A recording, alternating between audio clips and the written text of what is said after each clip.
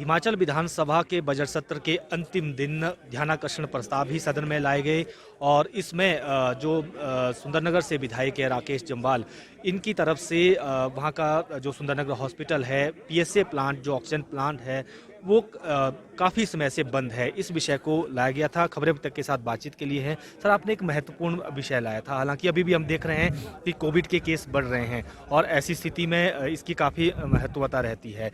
लेकिन क्या वजह है कि ये 1 महीने से बंद पड़ा है और जो सरकार ने जवाब दिया है, क्या उससे संतुष्ट हैं आप? कोविड के केसेस बढ़ रहे हैं, अदरवाइज सिलेंडर के माध्यम से भी ऑक्सीजन की व्यवस्था होती रही है। लेकिन जब कोविड आया, सरकार जयराम जी की थी, भारतीय जनता पार्टी की थी।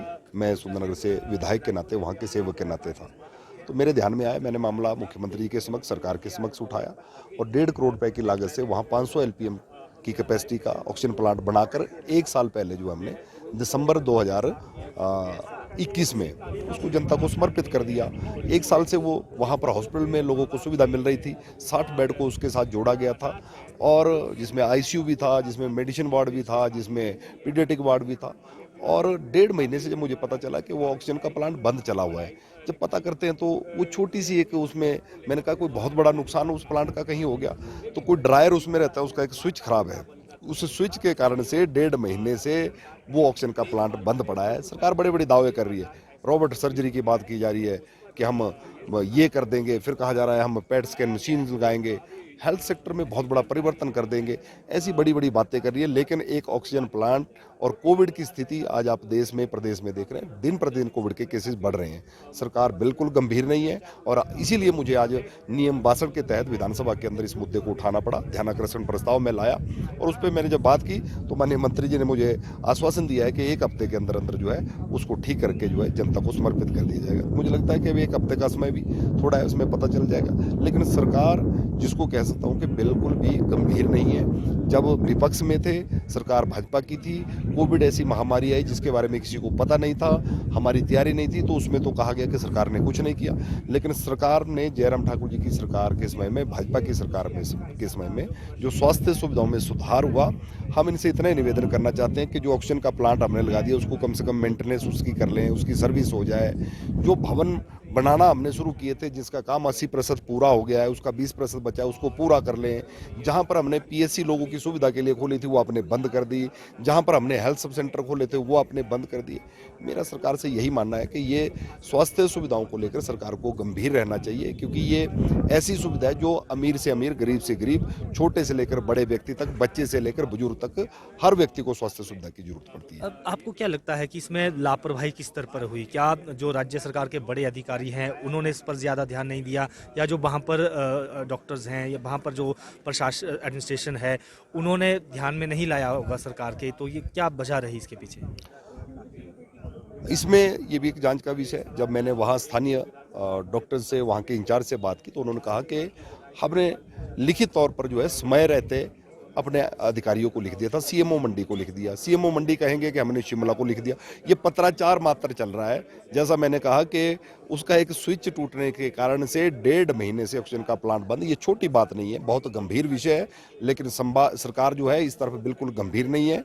इसलिए मुझे विधानसभा के अंदर ये मुद्दा उठाना पड़ा। अब देखते हैं कि सरकार ने आश्वस्त किया है कि 1 हफ्ते के अंदर अंदर जो है इसको ठीक करके जो है सुचारू रूप से चलाएंगे। सदन में एक विधेयक आज लाया गया था, भूगर्भ जल विधेयक। उसको लेकर सवाल बीजेपी ने बहुत किए हैं। आपको क्या लगता है कि इसमें जो प्रावधान नए जोड़े गए हैं या जो उसमें कुछ चीज़ों को बदलाव किया गया है, क्या इनको नहीं करना चाहिए था? मुझे लगता है कि सरकार की मंशा हमें समझ नहीं आ रही है कि वो क्या करना चाहते हैं, किसको इसमें लाभ देना चाहते हैं, आम जनता को, किसानों को, या फिर बड़े उद्योगपतियों को। जिस प्रकार से इसमें चेंजेस लाए हैं इस बिल में, मुझे लगता है कि इन्होंने पहले सजा का प्रावधान इसमें था, थोड़ी पेनल्टी भी थी, लेकिन सजा के प्रावधान को ख़त्म करके मात्र पेनल्टी को 10 लाख तक बढ़ा दिया।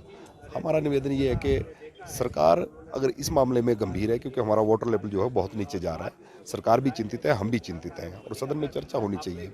और बिल को लेकर भी भारतीय जनता पार्टी की ओर से भी सुजेशन आई है, सुझाव है, लेकिन सरकार के पास बहुमत है।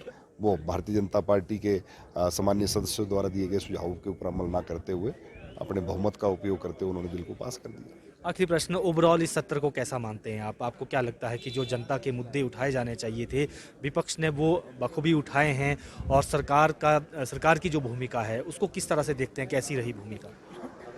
सरकार बनने के बाद ये दूसरा सेशन था, लेकिन मैं ये मानता हूँ कि बजट सेशन ही पहला सेशन सरकार का होता था। अभी 4 महीने का समय सरकार को बने हुए, 100 दिन से थोड़ा ज़्यादा समय हुआ, लेकिन ये हिमाचल के इतिहास की पहली सरकार है जिसके पहले बजट सेशन के दौरान इतने मुद्दे जो हैं उन्होंने विपक्ष को दे दिए। हर व्यक्ति को तंग करने का प्रयास, 10 गारंटियों की बात हमने बार बार कर दी, उसका हम जिक्र नहीं करना चाहेंगे। इन्होंने कहा हम लोगों को, नौजवानों को रोजगार देंगे, आउटसोर्स कर्मचारियों को हटाया जा रहा है। आज स्वास्थ्य सुविधाओं को लेकर जो कोविड की मैंने बात कही, वहीं आज कोविड के समय में जिन लोगों ने वार्ड अटेंडेंट के रूप में, सफाई कर्मचारी के रूप में, स्टाफ नर्सेज के रूप में जिन्होंने सेवा दी, जब परिवार के लोग भी दूर भाग रहे थे, आज उन लोगों को वहाँ से निकाला जा रहा है, जबकि आज भी ज़रूरत है। अभी कोविड का खतरा जो है हमारे ऊपर, सिर के ऊपर मंडराया हुआ है।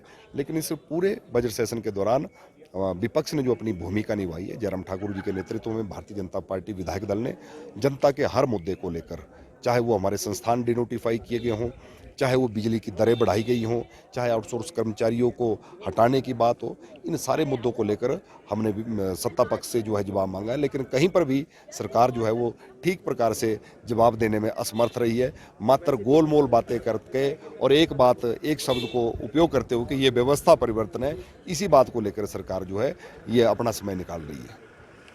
बिल्कुल, बीजेपी विधायक राकेश जम्वाल जो सुंदरनगर से विधायक हैं, खबरें अब तक के साथ थे, इन्होंने कहा कि जो ऑक्सीजन प्लांट है उसका एक महत्वपूर्ण विषय बनता है, और लापरवाही कहीं ना कहीं हुई है। 1.5 महीने से वो बंद पड़ा हुआ था, यही वजह रही कि सदन में आज इस मुद्दे को उठाना पड़ा है। हालांकि भरोसा मिला है कि 1 सप्ताह में उस संयंत्र को फिर से चालू कर दिया जाएगा। वीडियो जर्नलिस्ट अंकुर के साथ प्रदीप ठाकुर, शिमला।